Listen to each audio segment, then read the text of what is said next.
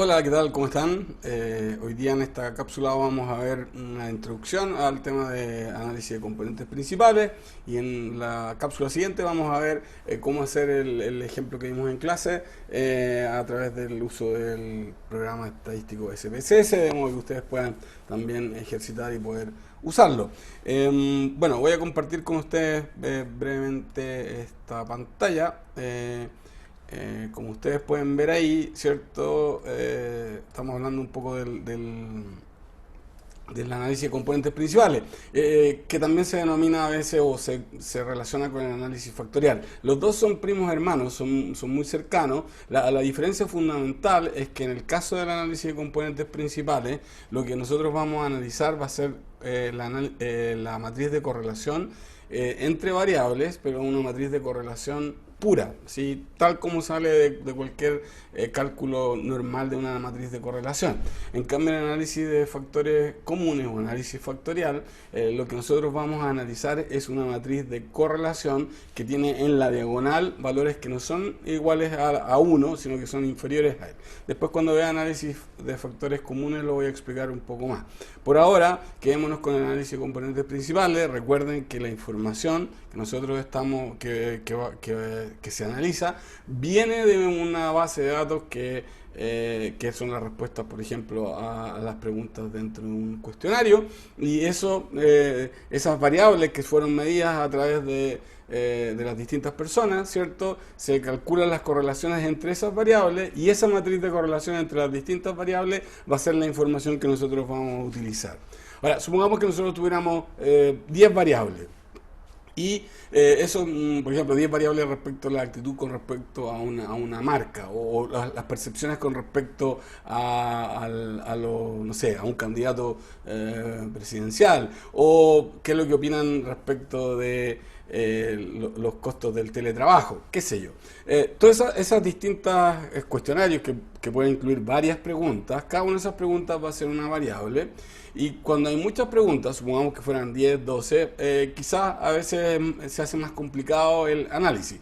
Con 12 quizás puede ser no tanto, pero si imagínense que el cuestionario tuviera 20, 30, 40 variables, todas preguntando respecto a, por ejemplo, cuáles son los problemas, cuáles son las dificultades o los desafíos con el teletrabajo.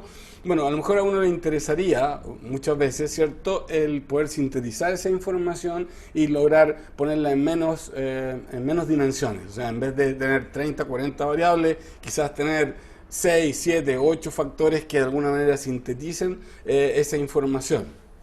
Fíjense que la técnica de análisis de componentes principales o también la de factores comunes, que como dije están muy relacionadas, los objetivos para los cuales más se usan son la reducción de datos, o sea, la síntesis de variables. A veces también se utilizan para la construcción de indicadores.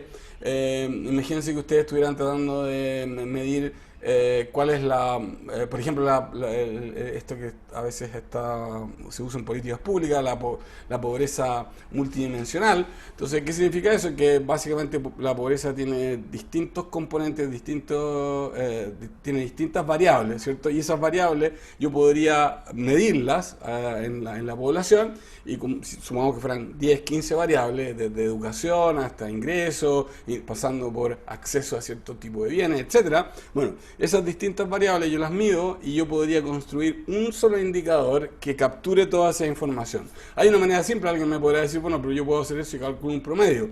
Bueno, eso a veces es factible, sobre todo si las variables están todas medidas de la misma manera, pero no siempre eso es así. Hay veces que yo tengo pesos, por ejemplo, ingresos en pesos, acceso a un cierto nivel de educación, el nivel de educación de los padres. No todas las variables son medidas de la misma manera, y a veces esto del promedio no tiene tanto sentido. Entonces, una manera de hacer esto, además de otras virtudes, es el utilizar el análisis de componentes principales o el análisis de factores comunes. Incluso aunque uno tuviera el mismo tipo de escala de medición, no siempre lo más aconsejable es sacar un promedio simple de las distintas variables para calcular un indicador. ¿Por qué? Porque a veces hay ciertas de esas variables que yo voy a ponderar, a lo mejor hay algunas variables que no son tan relevantes porque en el fondo no varían mucho entre la gente, en cambio hay otras que sí discriminan más, o algunas variables que están más relacionadas entre sí y otras no tanto. Bueno, esa información que de alguna manera se vierte en la matriz de correlación que vamos a utilizar, la utiliza este análisis, digamos, este método de análisis, y lo incorpora para lograr estas soluciones.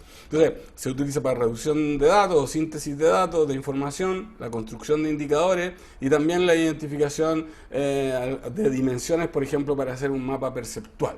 ¿Ya? Esos son un mapa de posicionamiento. Esos son los usos más comunes dentro de lo que es el área de marketing y el área de administración de empresas. Un segundo punto, ¿cierto?, es la extracción. La extracción se basa en un método algebraico. Yo no voy a entrar de la manera como el computador lo hace, pero si ustedes recuerdan de álgebra lineal, recuérdense que habían unas propiedades que tenían las matrices cuadradas.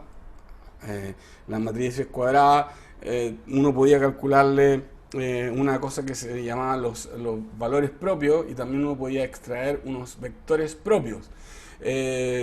Y habían ciertas propiedades de esas, como por ejemplo la suma de los vectores, de los valores propios, o los lambda i, era igual a la suma de la diagonal de una matriz de esas características. Fíjense que en este caso la matriz de correlaciones en la diagonal tiene solamente uno, por lo tanto si yo tengo una matriz que tiene k variables, voy a tener k por 1, esa va a ser la suma o la traza, ¿cierto?, de esa matriz cuadrada.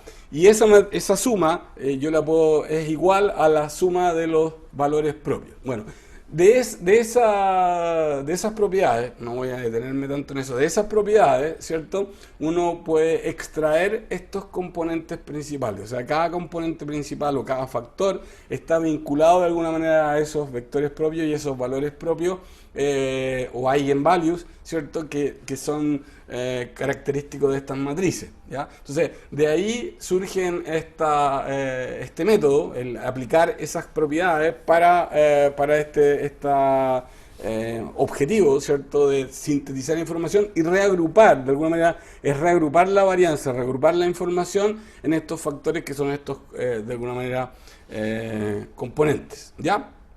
Ahora, ¿cuántos factores seleccionar? Porque supongamos que yo tengo 20 variables, me podría dar hasta 20 factores. Recuerden que eso siempre es así. O sea, hay igual cantidad de factores o componentes que número de variables.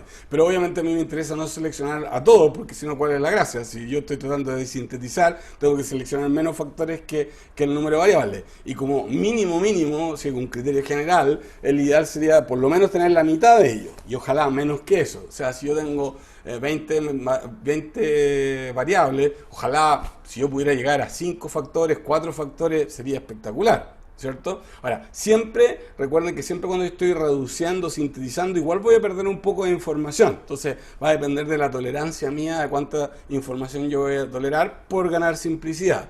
Pero como un criterio general, tiene que ser menos de la mitad. O sea, si yo tengo 20, tiene que ser menos de 10, por lo tanto 9 hacia abajo.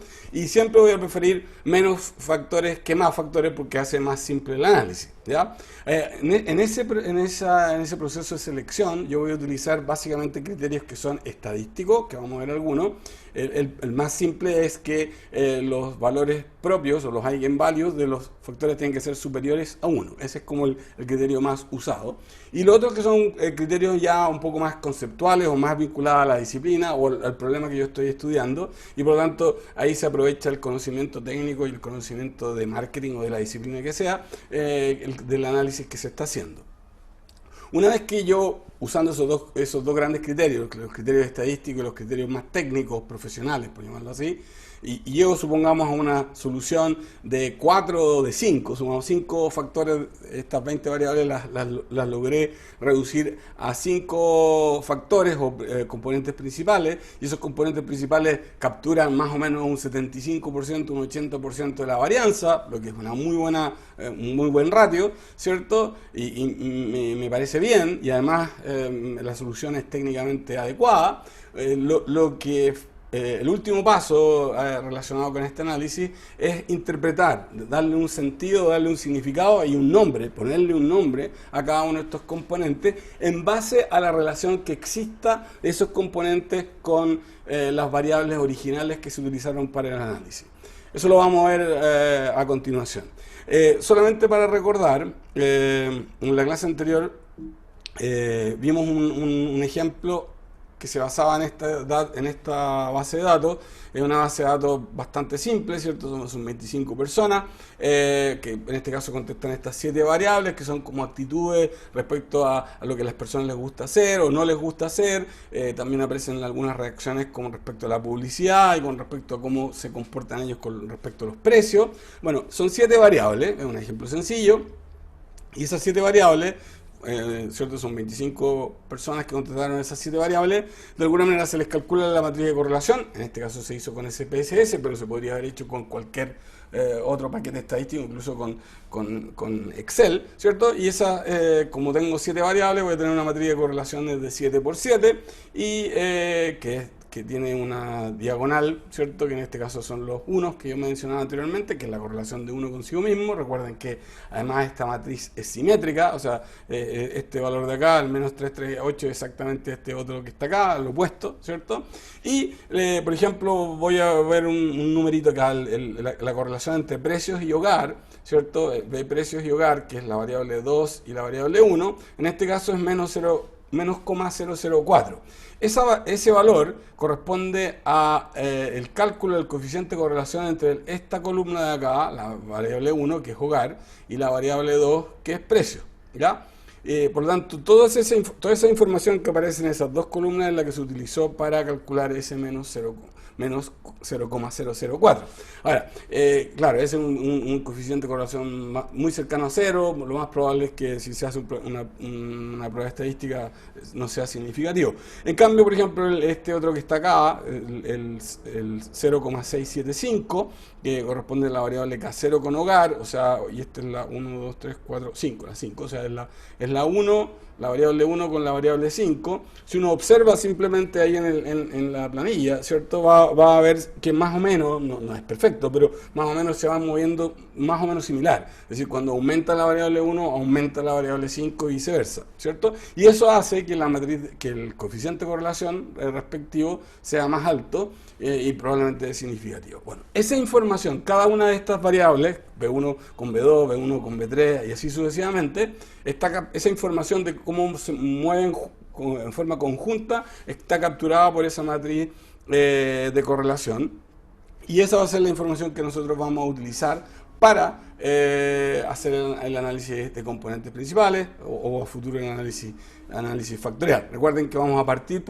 si bien ahí dicen ejemplo de análisis factorial, vamos a partir por la versión con componentes principales y después a futuro vamos a hacer lo mismo con análisis factorial. Las diferencias no son tan grandes, pero es importante que partamos por lo más básico. Vean en la cápsula siguiente, ahí les voy a explicar cómo hacerlo con SPSS.